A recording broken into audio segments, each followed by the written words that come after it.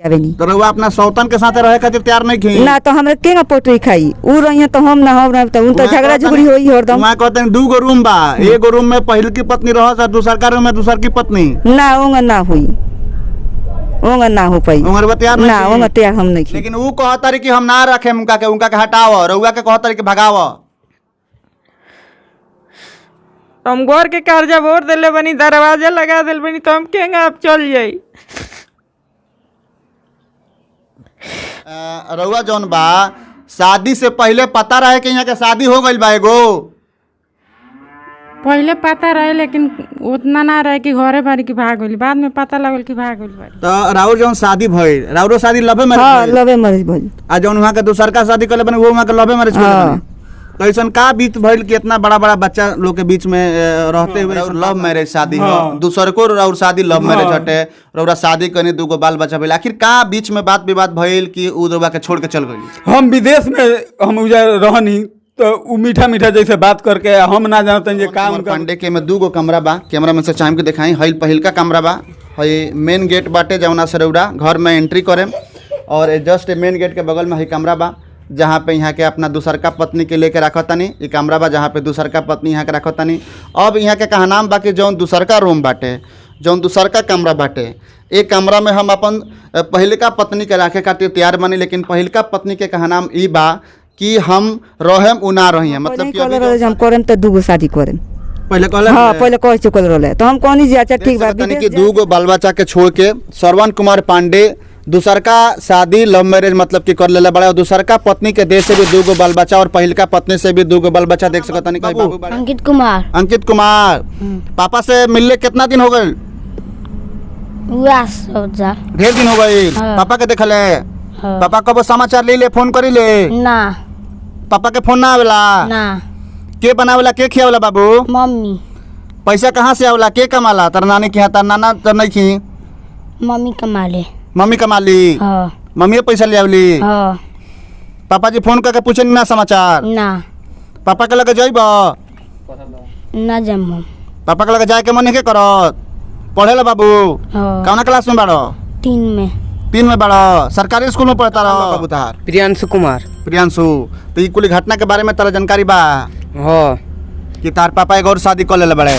वही क्या मालूम है शादी करना तो हमनी से ना बतौले ना, हमनी के जानता नहीं सुन शादी कर ले तो ना बतौले ना। अच्छा, कमा के इतना दिन से बड़ा माँ के साथ है अपना नानी के घर में बड़ो, तो कमा के कुछ पैसा वैसा दिले बड़े कि ना? बीच में 1 रुपया नहीं खन दिले, पूछले तो हमनी के हल नहीं खन जे कैसन बागल कैसन है। जे बोल रहबा अपना पापा के लगे? उनका लगा हमनी के ना रहम सन, हमनी के कौन को ठीक बा, हमनी के मुआ दियन के का करी, कौन को ठीक बा? नारी में पानी अलवई में मुआ दियन तो के बचावे जाई का? हमनी बानी श्रवण कुमार पांडे जी के पत्नी बानी, और यहाँ से हमनी के बात करम सन बीते दिन लगातार न्यूज खबर जौन बात चर्चा में रहल बा कि श्रवण कुमार पांडे जी 2 गो शादी कर चुकल बानी, और पहिलका पत्नी के स्टेटमेंट हमनी के लेवे पहुंचल बानी सन, हालांकि दूसरका पत्नी के स्टेटमेंट हमनी के ले चुकल बानी सन। यहाँ के का कहा नाम बा? हालांकि श्रवण कुमार पांडे जी आरोप लगाव तनी कि पहिलका पत्नी हमरा के छोड़ के चल गई, ज्यादा खर्चा पैसा हमरा ऊपर हो गई, तो ओकरा बाद से उनका के बहुत खोजला के बाद से नाम मिलली, ओकरा बाद से हम अपन दूसर का शादी कर लेनी। अब दूसर का शादी हो गई बा, दूसर का शादी के देश से भी 2 गो बाल बच्चा, और पहिल का शादी के देश से भी 2 जना बेटा लोग बालो, जो उनकी हमरा सामने खड़ा बालो, और वहाँ के पहिल का पत्नी हमरा साथ में बनी। यहाँ से तमाम बातचीत करें का कहें वहाँ के जौन आरोप लगाओ तने रहुआ ऊपर कि वो हमरा के छोड़ के चल गई, कर्जा पैसा हो गई, तो अब विदेश में कमा के 22 लाख 20 लाख 14 लाख दिले बने उनका के कमा के, पर का कहे? वो हमरा के झूठ साच प्लेन लगाता है, ठीक बा, कहता है 8 लाख रुपया कुछ हमरा के दिले नहीं खन, उ तो कर्जा लेके चल गए, चुपे चोरी जाके शादी को के घर में लेके चल अले। हम एजा अपना लड़कन के 2 गो कमा के खियाई ले, मेहनत मजदूरी क के हनु, अब सब जो कहता है हम ना अथी करेम, हई करेम, हऊ करेम, मारे के गरिया के हमरा के धमकी देले, तो हमरा ये कहना बा जे उ रही तो हम ना हो तो उ ना, और रहबो करम तो उ हमरा के जितना दिन के लड़का खियौले बानी पियौले बानी लागल बा उतना हमरा के जोड़ के देस। तो राउर जौन शादी भइल, राउरो शादी लवे मैरिज? हां लवे मैरिज भइल। आ जौन वहाँ के दूसर का शादी करले बने वो वहाँ के लवे मैरिज करले बने?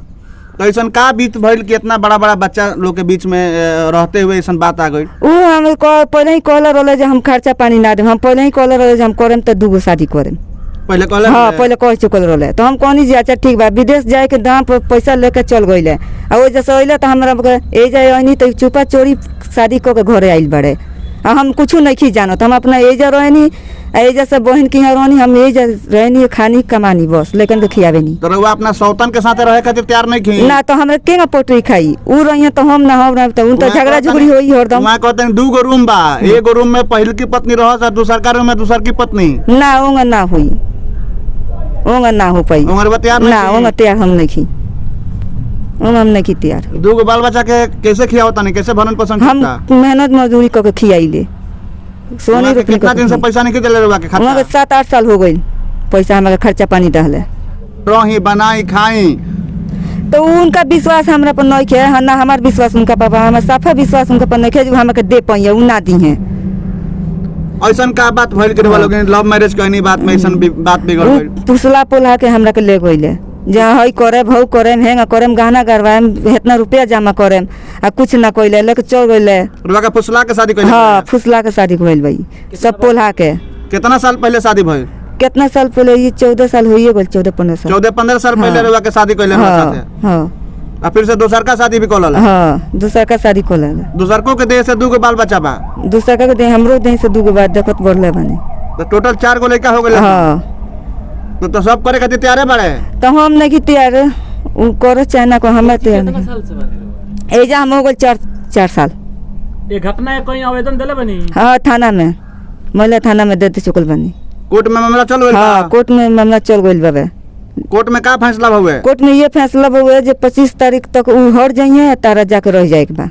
25 तारीख के डेट पड़ल बा? हाँ, 25 तारीख के डेट बा। 25 के बजाय मुझे रहे हम जाए उ निकलिए तब न रहे। का फैसला भइल बा? 25 तारीख के ये भइल बा जे उसको कहीं ले जाकर दूर रखो, आई रहिए हो जा। दूसर की पत्नी? हाँ, दूसर के वहाँ पे ले जाकर पहल की वहाँ पे रहेगी। रउआ उजर रहे ना? हाँ माने वो हट जे तब रहो? हाँ, हम उहर जाइए तब हम जाए माने अपना सौतन के साथ ना रहे रउआ? ना, जैसे निकाल दिए लो तब हम आईनी केजा से निकाल? सुकुलवा से। के निकाल? हम घर के माने गांव के लोग कर्जा आला, जेका से कर्जा लिया ही रहे वो आदमी निकालल आ ताला मारा गइल। अच्छा, गांव के लोग माने हाँ हाँ हाँ, कल ओल खोल के रख दियल, हम कल बनवनी, कोली लिपनी पोतनी सब कुछ कईनी आ ओई में लड़का के अपन कहनी जे खिया पिया के छोटकी छोट के दिन रहे आ ना बिहाने भइले आइल लो, हमनी के निकाल दियल, खइले पीले हमनी के चल गइनी सन, ए जे कोनो अड़ाने ना रहे। फिर विदेश चल गई नहीं के उ विदेश रहले, विदेश से पैसा ना भेजल है ना कुछ, जब बोलवले तब हम वही बेरी गइनी। देख सकता नहीं कि 2 गो बाल बच्चा के छोड़ के श्रवण कुमार पांडे दूसर का शादी लव मैरिज मतलब कि कर लेला बड़ा, और दूसर का पत्नी के देह से भी 2 गो बाल बच्चा और पहिल का पत्नी से भी 2 गो बाल बच्चा। देख सकता नहीं कहीं बाबू बड़े अभी स्कूल संख्या के बुलावल गई हो, हई बड़े पहिल का बेटा श्रवण कुमार पांडे के देह से, हालांकि इनकर उम्र बता 12-13 साल से ऊपर हो इनकर उम्र। हाँ, 13 साल की उम्र इनकर हो चुकल बाटे। ये छोट बेटा बड़े और 2 गो बच्चा और पत्नी के छोड़ के दूसर का लव मैरिज कर ले। पहिल का शादी भी लव मैरिज, दूसर का शादी भी लव मैरिज, और पहिल का पत्नी के अपना साथ में घर ले जाकर रखले बड़ा है। दूसर का पत्नी के आरोप लगता कि हम भी ओजी रहेम लेकिन हम अपना सौतन के साथ ना रहेम, हम अकेले जाके वो घर पर रहे। तो कहीं ना कहीं बहुत बड़ा सवाल बा और समाज में भी बहुत बड़ा सवाल बा कि जौन बाकी 2 गो शादी करता रहे, दोनों पत्नी के रखे के तैयार भी होता रहे, और पहिल का पत्नी के बतावत भी नहीं खन कि हम दूसर का शादी करे जाता नहीं, जबकि 2 गो बाल बच्चा और पत्नी के रहते हुए और कहता रहन कि हम पूरा जवार खोजले बनी अपना पत्नी के, हमार पत्नी कहीं नहीं के मिलल, कहता पूरा खोजले बनी हम जवार में। बोलता रहूं, हैं? झूठ बोलता रहूं कहीं खोजले नहीं खन ना, दूसर का शादी के बेरवा सूचना नहीं खे ना, हमरा को मालूम नहीं है जे शादी कोई भइल बा कि नहीं भइल। रउओ के धोखा में रखले बड़े? हाँ, हमरो को धोखा में रखले बड़े। का नाम बा बाबू तहार? प्रियांशु कुमार। प्रियांशु, तो ई कुल घटना के बारे में तारा जानकारी बा हाँ, कि तार पापा एक और शादी कर लेले बड़े? वही क्या मालूम है, शादी करना तो हमनी से ना बतैले ना, हमनी के जानता नहीं सुन शादी कर ले तो ना बतौले ना। अच्छा, कमा के इतना दिन से बड़ा माँ के साथ है, अपना नानी के घर में बड़ा, तो कमा के कुछ पैसा वैसा दिले बड़े कि ना बीच में? 1 रुपया नहीं खन दिले, पूछले तो हमनी के हइले नहीं खन जे कैसन बाड़ा लोग कैसन है। पापा अभी तक ले पूछले भी नहीं खा ना कि केंगा बड़ा लोग के केंगा खाता रहो केंगा पियता रहो? कुछ हमनी के लगे फोन उन करना वाला ना, हमनी के उनका बारे में जानता नहीं सन, कहाँ बाड़ा कहाँ करता में कहाँ नहीं फोन करो। अभी वो वहाँ के कहनाम बा कि आवास हमरा लगे रहो, हमारे बाल बच्चा हमरा लगे रहो, जेबल रहबा अपना पापा के लगे? उनका लगा हमनी के ना रहम सन, हमनी के कौन को ठीक बा, हमनी के मुआ दियन के का करियन, कौन को ठीक बा, नारी में पानी वही में मुआ दियन तो के बचावे जाई का हमनी के?